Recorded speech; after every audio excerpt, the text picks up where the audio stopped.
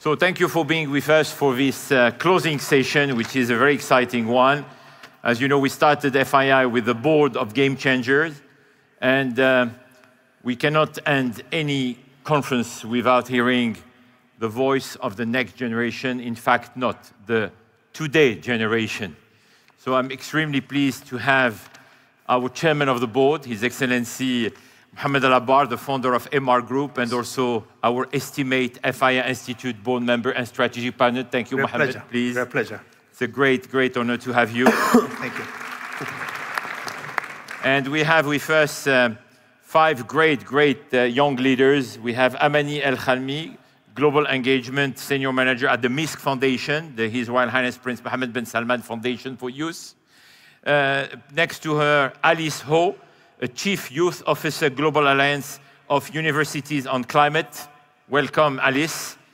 Next to her, we have Massimo Mazzucco, a very dear friend of the FI Institute. Thank you for coming back. Climate justice advocate and founder of Eco House Global. Next to him, we have Max Song, founder and CEO of Carbon Base. You will talk more about it. And last but not least, Zahin Razin, founder and CEO of Hydro Co Plus. Welcome, welcome to all of you. Mr. Chairman, we just heard from the 3 human-like robots. How much are you thinking about the impact of AI on the future? Are you scared or not? It's here. It's here. I mean, I'm lucky enough to get involved with the technology business with our noon boys and girls, and it has arrived. I mean, what you have in your hand is really AI, because most probably whatever you have in your hand, it just reads and it knows who you are and what you need, and they predict what you need as well. I mean, healthcare is an incredible achievement in that field, and in any business, I guess it's almost there. But I think, the velocity of change that's happening now, I think it's going to be so much faster. Now, am I really scared of the bad stuff? No. I am so excited about the good stuff, because we human beings, we do so much bad anyway. So I think technology will be better. I give an example. People talk about, self-driven cars. And self-driven cars, actually, they have, 45 eyes in the car, right? Compared to our 2 human eyes, which means AI operating that car is they are 360 by definition. Much better than us. So no, I'm really excited, and I think it's here. But they have answer to everything. You saw whatever question you ask, they have an answer very well articulated. Yeah, there's a story about. For that reason, there's a story about a friend of mine visited Bali, and in Bali they've got like 8 religions. So the taxi driver was talking to this friend of mine and told him, and the question was that, what's new in Bali? They said, oh, there's a new religion in Bali. They said, so what is this new religion? They say, no, we have 8 or 9 religion, and now the new religion here is Google. With respect to Microsoft and Apple and everybody else. Excellent. So, please, can you comment on the same question? How do you see AI impacting the future, as His Excellency said, now? What is your reaction, you, the young generation? Well, if I may, honestly, we're all super excited about AI coming into play in our almost everyday lives. I think a lot of young people here in Saudi in particular are extremely digitally native. So a lot of people are using, ChatGPT, Bing, and so on, and whether for designs or for art. You all have ChatGPT on your phones? All of you? Have to admit, yes. Wow, okay. But I think one thing that I don't think concerned, but I think something we need to be attentive for is making sure that AI is inclusive for all people, especially people who are disconnected digitally. I think it's not just about providing the technology, but it's providing the accessibility and having it be an inclusive platform providing inclusive knowledge. And I think the second part, what is really something that I care about, is also Arabic integration is still lacking with AI in general. And I think we need to make sure that we're creating authentic content that can mobilize people who don't speak English, for example, and can create amazing and tremendous outcomes using AI in Arabic and other languages. Amazing. Alice, where do you live? Yes, so I work closely in the climate space as GAUC is a network with 15 universities in 6 continents and 9 countries. And AI, of course, is a very important topic that we work with as we want to reunite all of our students globally. We, of course, use Zoom and all online platforms to connect all students together, social media. But the most important thing is how do we use AI to distribute education to all people, and how this education that creates a connection for all of us to learn climate crisis information, and how it also works with the synergy of other SDGs and how it impacts our daily life. And I think AI would have created a very big impact. One, for the future innovative technologies that would change and help our world, our Mother Earth, and create a better space of living. But secondly, with the education of AI, we can allow more jobs for our students and a better future for our generation and the next generation. I think Sofia took your voice. Massimo, please. Yesterday, I heard someone said that AI is more or less like the asteroid that came in the era of the dinosaurs, and it's going to change so many things. I think that metaphor is totally connected with climate change. For me and a lot of our generation, the climate and ecological crisis is the asteroid, and maybe AI is a tool that we create to help us advance in this fight that honestly we don't know how to tackle yet. We didn't do it, or maybe we know, but we don't do it. So I hope that AI is an invention that will make us accelerate the transition that we need for a more just world.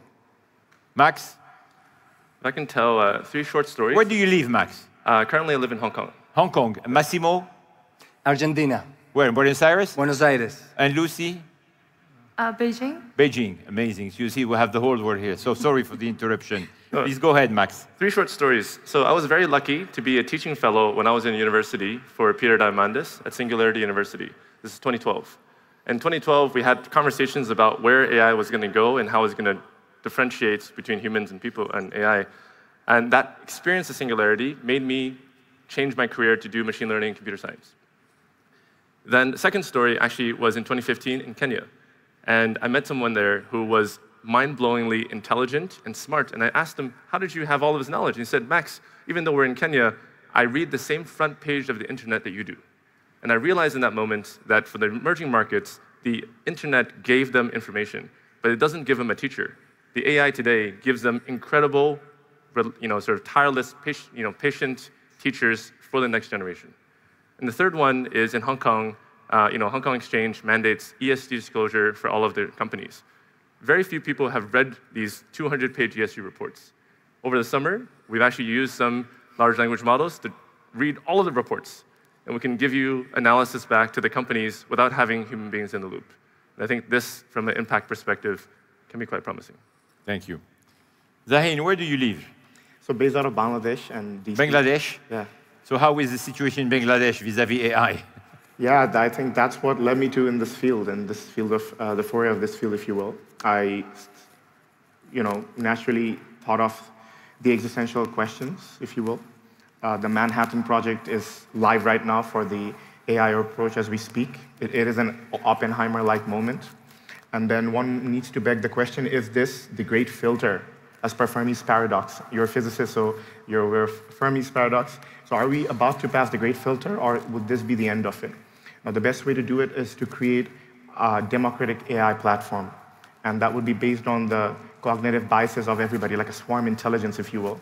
So our hope and my goal is that, I'm working with the world's largest national agencies. Effectively, currently 30 million people are using our tech to safeguard their water security and energy issues. And I'm learning a lot of things about their issues. It's to be able to feed that AI with these effective issues from emerging economies all the way to the developed world, to make a falsified AI that will be based on the self-preservation of human beings. So yeah, if you will. As you know, the team of FI7 is a new compass. So the compass is supposedly giving you the right direction, or in which direction your personal compass is pointing? It's always to do with expanding the scope and scale of human consciousness. And human consciousness is based on a few fundamental theories. It's epistemological reasoning, Darwinian evolution, and fundamentally it would be computation. So I know this is a bit technical, but I guess this would comprise the effectuation, if you will, of the consciousness expansion and conscious evolution, if you will. Great. Max? It comes to climate change. I feel like we have 4.5 years to save a few billion people's lives. And so every day I wake up and I'm just so motivated to try to use the best of technology that we can create as human civilizations to save human civilization. You think your generation is caring much more about the others than our generation? Definitely. But let me correct that. I would say that in my own work, I've met people across all the generations who care. But for my generation, every single person in my generation feels like it's ultimately their responsibility. Hamad, do you agree with that? How do you react to that? I mean, I would agree, but as you spoke about that, I was thinking about my daughter, because my daughter and I we think alike, and might not be directly related, but we're thinking that in my field, where is my responsibility? And I guess my business of real estate is really in the house all the time, right? And my wife will tell you that. And so myself and my daughter Noor, we are really focused on how can we tackle housing, social housing mainly. I don't want to say housing of the poor, because that's a global crisis. But then a new thing happened, and housing of people in crisis. We have a lot of floods, we have a lot of earthquakes. So I wish I could have some pictures, but we are able to find now a little house that cost about $900 that you pack, warehouse 4,000 of them, and at a time of crisis, because these are situations where you need to help now.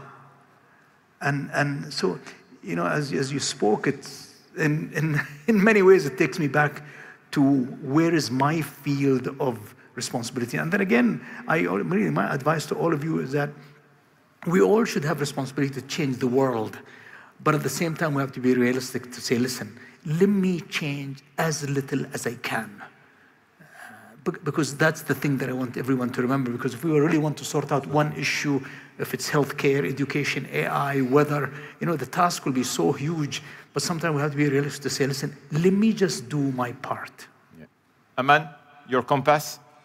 I think, similar to what you said just now, Your Excellency, I think wanting to start with oneself, and I think having a compass, having privilege is a way to, it's not just about you utilizing your own privilege, but it's actually creating spaces for others. And that's where impact starts as a one step. I get a voice, and the next time I give my voice to somebody else, or I give room to somebody else to grow. And I think that's what a lot of us, the world will be a lot of a better place when we give space and we allow others to thrive and prosper equally and equitably, whether in education, in AI, in health, in all fields of life. There's no way we can move forward unless we all move forward together. Massimo? For me, speed of change is speed of empathy, philosophically. I think that more or less the north or the south, it depends where you are, we know more or less where we need to go. We have a lot of house. We have a lot of contradictions in the house. And for example, for me right now is massive and disruptive communication to raise awareness, because what we realize is that we are not in the same page, not only in the how, in my country, but also in the where. Let's ask ourselves deeply, what do we want to leave behind when we are not more in this planet? And maybe in that conversation, we will start doing the small things every day that we need. Lucy? So my direction would be climate education, but I really hope to bring more education to a bigger public, a bigger outreach of people, and allow them to understand what the global policy impacts all of us in climate crisis, especially in education. I don't know if you saw the priority, FI Priority Compass, this great report that we issued at FI 7. And you saw the priorities of citizens. Were you surprised by these results? Do you feel connected with these results? Number one being income, cost of living, quality of life. Number two being social inclusion. Number three being the climate change. And number four being also, if I'm not mistaken, this notion of governance. And last but not least, which is extremely important, as you mentioned, the technology inclusion. More than 2 billion people do not have access to any technology in the world, which means they are on the side of our global world. So how do you react? And maybe Mohammed also will be great to see if you are surprised by these results. I think it makes sense. But the good news, I think, with great competition between Jeff Bezos and other great leaders, the amount of satellites that are going up. In fact, I did visit one facility outside Los Angeles that's putting Jeff Bezos satellites together. And I think with that, the cost will come down. I hope that they are socially responsible, that they differentiate in their pricing between people like us who can afford and people who can't. And I think that's going to be sorted. So I think that'll be sorted. And the comments that made, I think it's really in line with my personal worries. Yeah. Well, I think honestly the result really showed a lot of validation to UN reports saying SDGs are behind. We need, I think, about 100 years to catch up to the SDGs. And I think that's really why it's so important to have data. So seeing that on the report was extremely important to actually validate, but also for us to understand what do we need to do.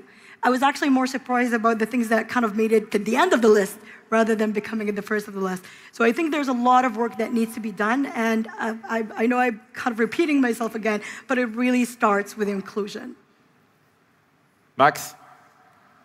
So just to reference something His Excellency said, I think the first one being quality of life.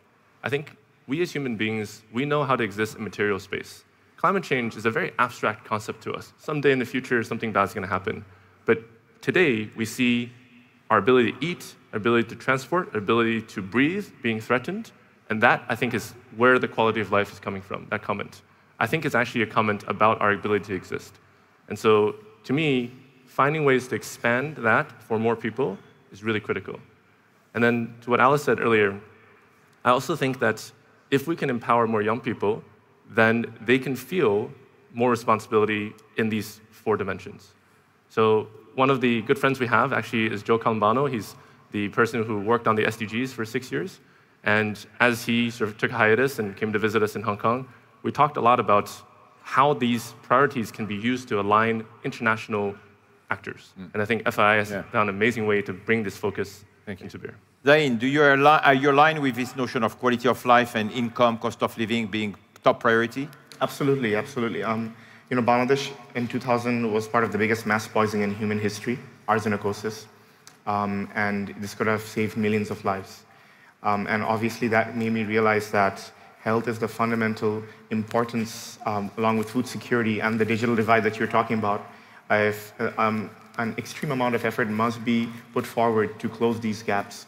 And I feel that the biggest science experiment could be in these emerging economies, because the challenges are so intricate that the level of thinking clarity that is needed to solve this issue could be transferable across the world. And so a lot of focus has to be put into these economies, if you will, because they present the greatest growth potential if their complications could be solved. And if we can do that, we'll be able to create these use cases that can be reproducible, if you will. Massimo? In the last 15 years, I founded more than 40 successful sustainability startups in Latin America. How many? More than 40. And we saw how this grew. Yeah, you can make a round of applause. You see the young generation?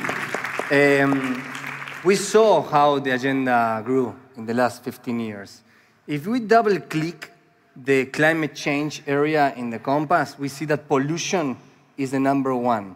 And pollution is not only carbon dioxide, no? Because sometimes we talk about climate change and we have people that believe in climate change, people that don't believe in climate change, but that's not all the environmental problems that are out there.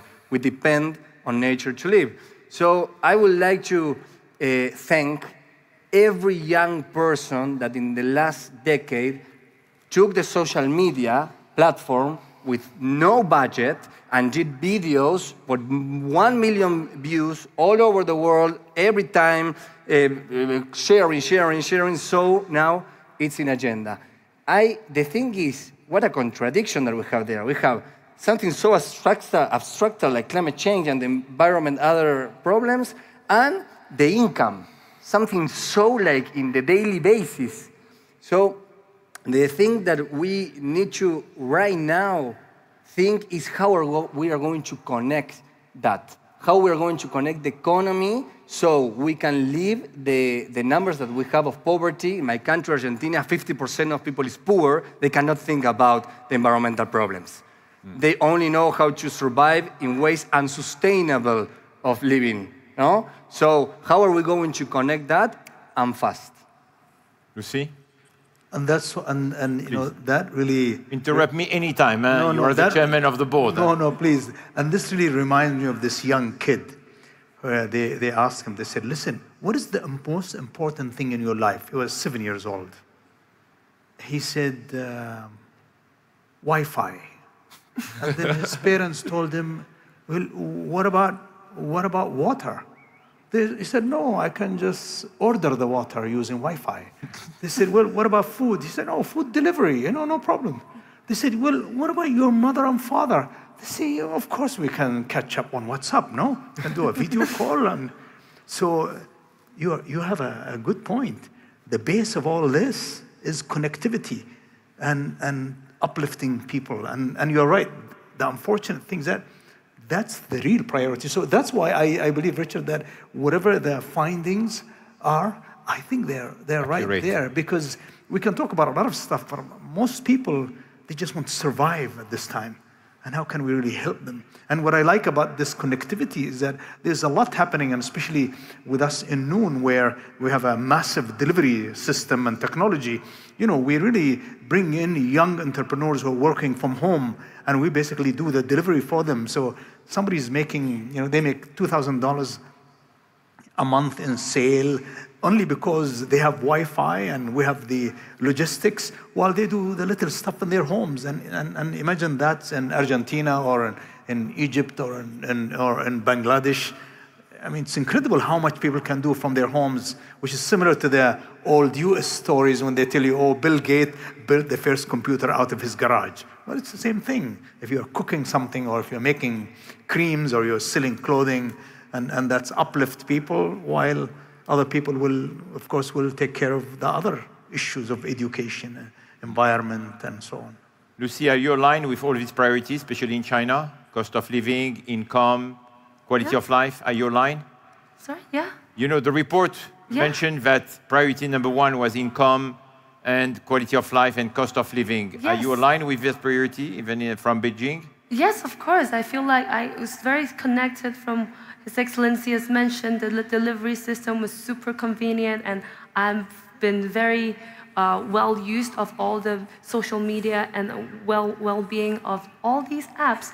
And for me, I feel like being able to come here and be able to empower more youth to come to FII or to see these crazy big events and all this platform is so important for us to get connected. And I was so impressed that I saw Max here. We knew each other before, but we're not super connected, and we all got together these few days and get connected. And I feel like the empowerment of youth in FII is like how we need to have our own connected future leaders. The empowerment of education is not only just about knowledge, but also bringing us with hands-on experience, field works, connecting with each other, connecting each other with different cultural and different backgrounds is also very important. And I feel like I really feel this energy and vibe through FII and through these few days. I have many more questions to ask you, and I want to learn. Thank you. And I want to learn more from you. So let's try to have a quick debate now with short answers. What is inspiring you every morning when you wake up? You are all entrepreneurs, disruptors, very, very, I would say, dynamic. So what is inspiring you every day when you wake up in the morning, keeping you moving forward? Please, Jan. safeguarding water security for the 200 million people in Bangladesh and beyond. So that's why, the risky thing to do is not take the risk.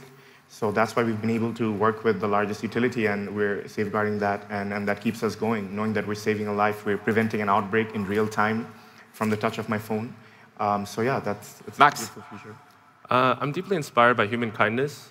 I think that we're living in a very challenging era, and I think every time I see an act of human kindness, it just reminds me that we can be amazing, civilized people, and this is, we're going to survive this crisis from the strength of our civilization. Massimo? Problems usually are my fuel. I'm focused in restore, conserve, and finance the ecological transition with the idea of connecting as many people as possible. Lucy? I feel like the impact of people I've reached to, my students texting me, telling me how important and how much I've changed their life, bringing them to COP last year, bringing them to WEF events, and hopefully in the future bringing them to FII events, like how much they really changed their whole career pathline and work ethics in their future life. Aman?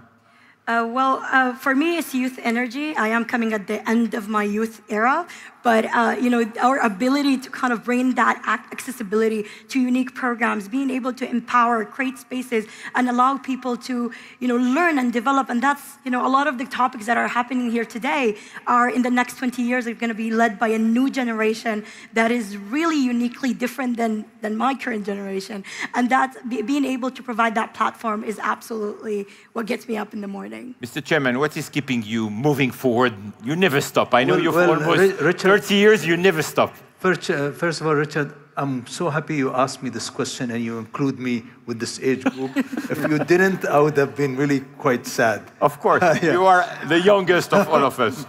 Well, I think what really, first of all, what worries me is that, they're so lucky that they came to an age that's different from yours and mine, where they've started with the internet. They have access to knowledge, they have access to Google and the amazing technology that exists, which is we're motivated to keep up with them, so we're not left behind. So that's good. But really, what motivates me personally is that where we all, you and I, we can be included, where we came from to this level is a great blessing from God. And I think, my worry is that how can we take care of this blessing? We're a very lucky bunch of people to do what we do in our lives. So, my concern is that how can I learn faster? And how can we really be more efficient and do more of the good stuff that we've all been doing during our past 30 years and learning from the massive and amazing mistakes we had.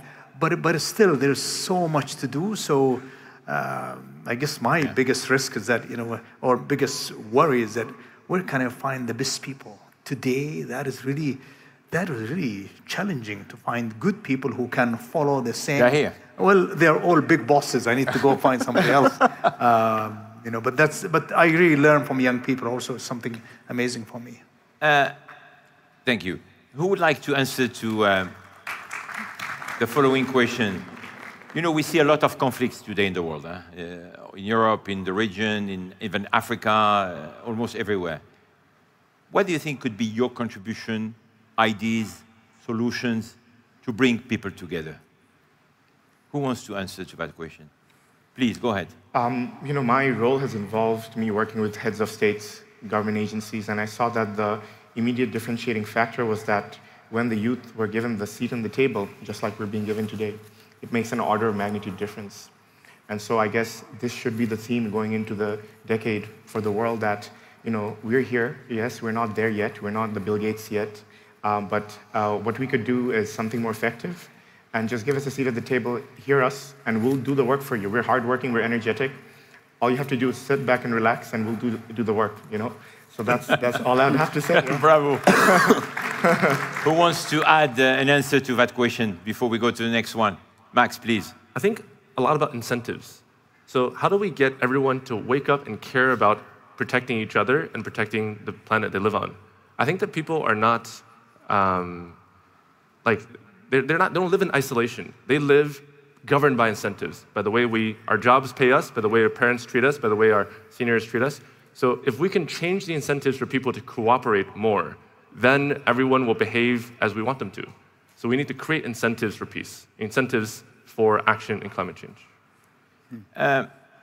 Each of you, who is your mentor, your hero, the person who inspiring you or inspired you? My mother, I've seen her work very hard, and that inspiration transpired, and then so here I am today. So I dedicate this to her, and hopefully she'll see me doing the good work that I hope to do over the next few years and the years to come, if you will. Aman? My little brother is autistic, and he's the person who drives me. I need to do so much work in order for him to grow up in a better world. Wow. Amazing. Lucy, who is inspiring you every day? My father, for sure. He is super hardworking, and he's always been telling me the importance of education and shaped me to be me today. And he has been very hardworking, and he's worked till the last day of his life, and he's what I will work towards too. Bravo. Massimo? I think that other people that work with me every day, like the common citizen that tries with nothing, with so little, and they wake up and they have a smile in the face and tell me, okay, come on, let's do it. And we accomplish so many things like this. So my inspiration doesn't come from big images of, I don't know, Plato or all of that, by the common people. Max? My grandfather, he grew up as a farmer in China. He ended up as the design team for the Chinese astronaut suit. He had to learn physics, English. He saved $5 a month with enough money eventually over decades to send my father to the US on his own bill, and then gave me this incredible starting point to try to work on the rest of this problem. Amazing. Bravo. Mohammed, who inspired you? Who is inspiring you? Well, I'm the eldest of 13 kids, so my mother, number one, of course. But honestly, I'm really inspired by God's generosity. Honestly. I mean, all of us in this room, I really think that God have been just so generous with me that I just say, how can I pay back? It's a big burden. And I could have been born somewhere where maybe I'm serving some tables in a restaurant, which will be with honor, of course. But it's just God's so kind. Thank you. Excellent. So last question. You have here an amazing community of investors, not always the same generation than yours. Usually we give you advice. Which advice each of you will give to our community of FII? I was told by this wise person the best advice is to never give an advice. But that being said, I would say, take a risk on us and see what the ROI is, because it's based on the life impacted per dollar invested. Ultimately, that's the utilitarian perspective I have as my ethos. So I guess, that would be just passing it on to the esteemed panelists and the people who are attending here today. Max, very similar point. Invest in your young people. Everywhere, wherever you are, find the people that you believe in who are of our generation and give them as much chance to be on stages and on boards as possible. I think that they will continuously surprise you with their dedication, their creativity, and their earnestness, and you will be very happily satisfied. Youth is the best renewable energy we have. Please, let's try to find ways to finance youth, not with big money and grants. Sometimes you give us 50K, 100K. Let's have new mechanisms to finance us, because with us, with 50K, I know thousands of people that can change the world. My advice is let's try to find new mechanisms to finance youth, the most expeditive way, the more practical way, and let's take risks, be bold, but literally bold, not just in a sign, in a pamphlet. Let's be bold. That's my advice. So, Mr. Chairman, I think we were right yesterday to make a decision, and thank you for your support at the FI Institute to give a $1 million next year for the price of the entrepreneur. Thanks, Sergio. Thank you. Lucy, Yes, so I think youth is the most important part and invest in youth, but also look at different youth. Look at youth from different cultural, different background, because when you look at something completely different, you'll realize, oh, there's something completely new or completely innovative that is not happening in your region, but look at another region, and then it helps each other and it's inclusive of all together. Well, in a country of 65% under the age of 35, I ask you not to look at youth as a separate category, but include youth in everything that you do. Please go on a quest to find the unique people, the hidden gems, not just the graduate of the great universities, but actually people who are in local communities, who have so much to offer, who are really working on transforming their community and hopefully the world as well. Well said. Mr. Chairman, before I ask you to conclude, and to ask, you have the freedom. This is your panel. You ask a question, you make a statement, but you will conclude. But I have to tell you something, guys. We had 241 sessions at FII. I never saw a session interrupted by 12 rounds of applause. I was yes. So bravo. Very true. Richard, Mr. Chairman. Very true. No, I only have a comment. I really think, Richard, I know you're complaining that you're doing too much work, and I agree with you. I really think you should really run one of the largest youth conferences globally. Let's do it. That is really, for the Middle East, that is the business. For the world as well, but just the percentage of young people in the Middle East is incredible, including my kids as well. But we seriously have to think about this. I'm willing to support it if you really want to do this. You have the knowledge, you have the ability, because you are right. There are a lot of people that we need to energize. They are everywhere. And in fact, in a lot of my companies, I really advise my senior people. I said, listen, we are going to get these amazing graduates, but there are people who finished high school. They are brilliant. There's some people who don't even have high school. Again, most of the great people in the world who made it, they don't even have university degrees, right? By the way, most of the successful businessmen in the Middle East today, actually maybe they've never been to school. If you think about it, a lot of the Saudi successful businessmen, I don't know if they have high school. All the great names, right? In Saudi Arabia, and in UAE, and in Egypt, I don't know if they've been to high school. So I think, you have a valid point where we need to open up the gates. And these guys are really, really incredible. Now, I have one question for them, which I would like to learn. Is that just if anybody wants to comment about, what is the biggest challenge in what you do? What are your challenges? Anybody? I can tell you, the finance. Finance, yeah. We have plenty of ideas, we have energy, we have capacity, we know how to network, we know how to communicate. We do a free small video of 500,000 views in TikTok or whatever. So our main barrier is when we come to, hey, we need 5K to start this, 10K sometimes, 20K, not a million again. Very little sometimes, and then we can start rolling. Rakan, you should hire to be visible on TikTok, my friend. We're struggling to be visible on TikTok. You have the answer. Make a deal with Massimo. That's the main barrier for our group. Thank you. Anybody else? I guess the biggest challenge I've faced, again from a personal experience, is the bureaucracy of manifesting something. So when I was 19 years old when I did my first contract with the government. I had to work extremely hard to make them believe that the solution that they're going to use from me is going to change their daily operations in a span of 100x. And it took me 3 years from the first pilot I got at the age of 19 to ultimately get a large-scale government contract, which made us the only startup in the history of this country to win it in such magnitude. But then, the bureaucracy of again, having that scale up. So I guess, again, the theme is that if a little bit of trust based on the results we provide, if it's believable, give us a chance and, we'll go all the way and we'll give our hearts and soul. Anybody else? Challenges? If I may. Well, I think the biggest challenge that I see right now is changing the narrative. Making sure that young people, again, are not tokenized, are not created, and not putting in spaces just to be, the young person on the panel.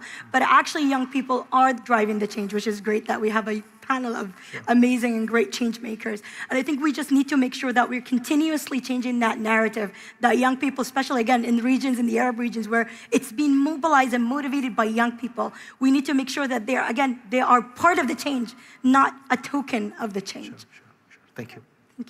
Similarly, I would really urge that young people, we all have ideas, we all have things to do with things, ideas, but make it into reality. We need the help in all different variations, finance or people or governmental policies, but we need to make it crafted. We need to build it rather than a proposal. So what I really want to see is the reality that comes true. And that's how great leaders in the world actually came up, right? Most of the great leaders, it's from young age, they had a chance.